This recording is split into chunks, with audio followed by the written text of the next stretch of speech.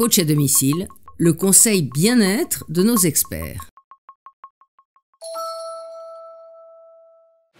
Bonjour, Clémence Pex-Lavallée, scientifique spécialisée sur le stress, le sommeil, le burn-out, la qualité de vie au travail, et fondatrice du réseau bienrelax.com, regroupant les sophrologues certifiés spécialisés sommeil.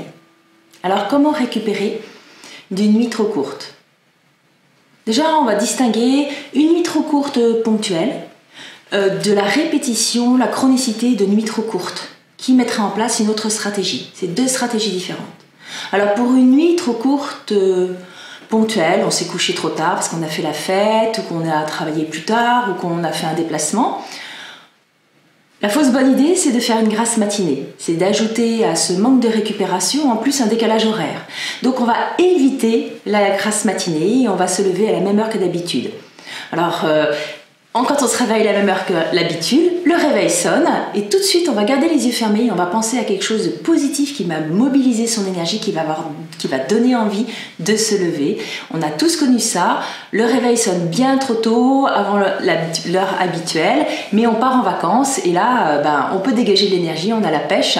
On peut se lever et on profite de cette idée de partir en vacances pour pouvoir mobiliser une énergie positive et pas avoir qu'une envie, c'est de retourner s'envelopper dans sa couette bien au chaud pour pouvoir continuer sa nuit. Donc, on se lève à la même heure, on protège son horloge biologique parce que c'est elle qui va conditionner, qui va réguler toute l'énergie que vous allez développer en journée. Donc, on garde la même heure, on va visualiser.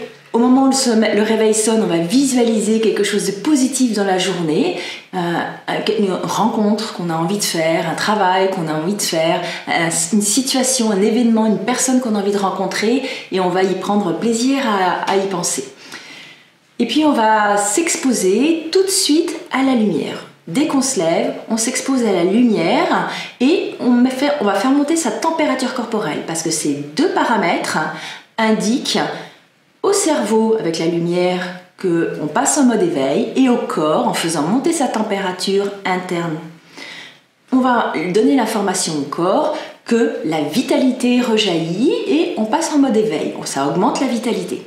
Donc on va s'exposer à la lumière, on va aussi tout simplement se mettre à marcher, danser, pourquoi pas, mettez de la musique, dansez devant votre fenêtre à la lumière du jour. Trouver une stimulation corporelle et mentale qui donne ce qu'on appelle, qui active ces deux synchroniseurs de temps, ces deux synchroniseurs d'éveil qui sont la lumière et puis la température corporelle qui monte.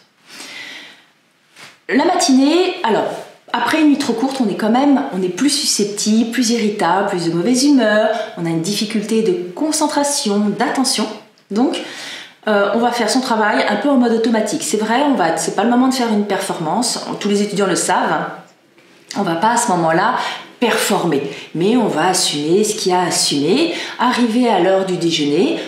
On va aussi, comme au petit déjeuner, privilégier des protéines éveillantes, limiter tout ce qui est gras, sucré, qui vont consommer de l'énergie en digestion. Donc on va faciliter, on va aider, on va apporter un peu de glucose pour apporter de l'énergie, mais pas trop quand même. Et puis on va stimuler l'énergie. Après le déjeuner, en tout cas vers 13h-15h, si on a gardé les mêmes heures de repas et la même heure de réveil, 13h-15h est propice à un ralentissement biologique, donc vous allez sentir une pression de fatigue. Et là, vous avez le droit à une sieste, ou même une sieste, alors power nap de 20 minutes, ou une sieste royale d'1h30.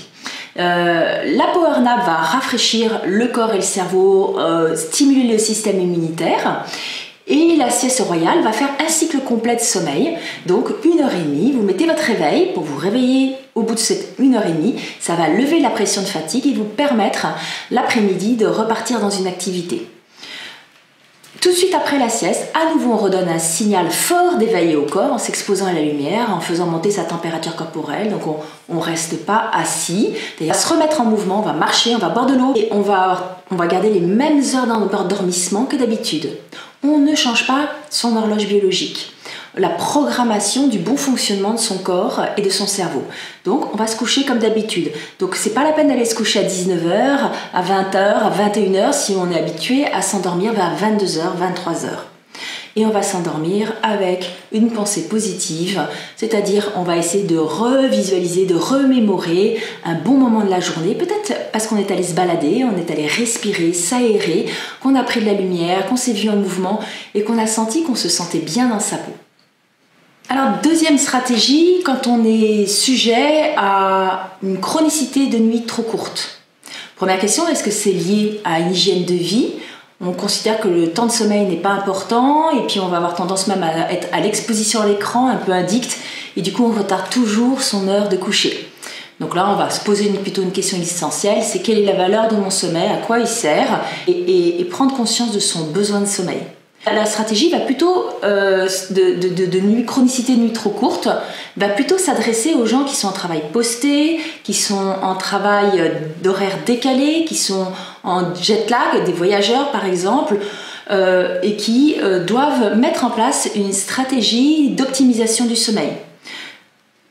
On a un temps de nuit qui est trop court, peut-être 5 heures, peut-être 6 heures, et il va falloir penser maintenant le temps de sommeil réparti sur 24 heures.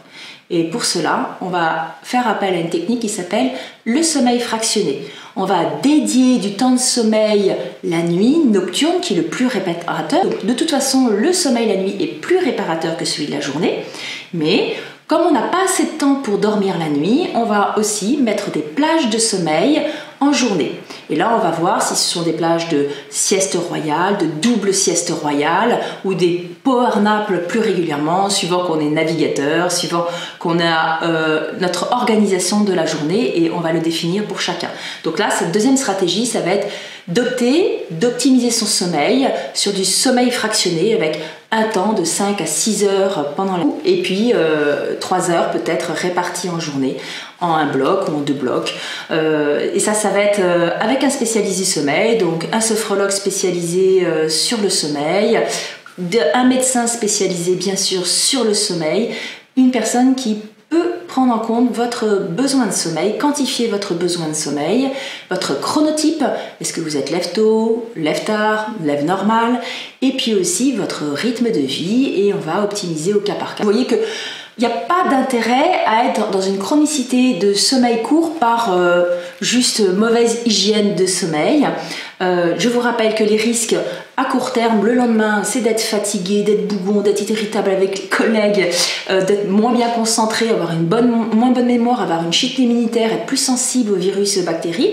Et puis à moyen terme, les conséquences sont plus engageantes, risque cardiovasculaire, plus d'allergies, risque d'obésité, de diabète, augmentation des maladies auto-immunes jusqu'au cancer. Donc la stratégie, elle se met en place pour du sommeil fractionné pour essayer de limiter les dégâts. À bientôt sur le HuffPost.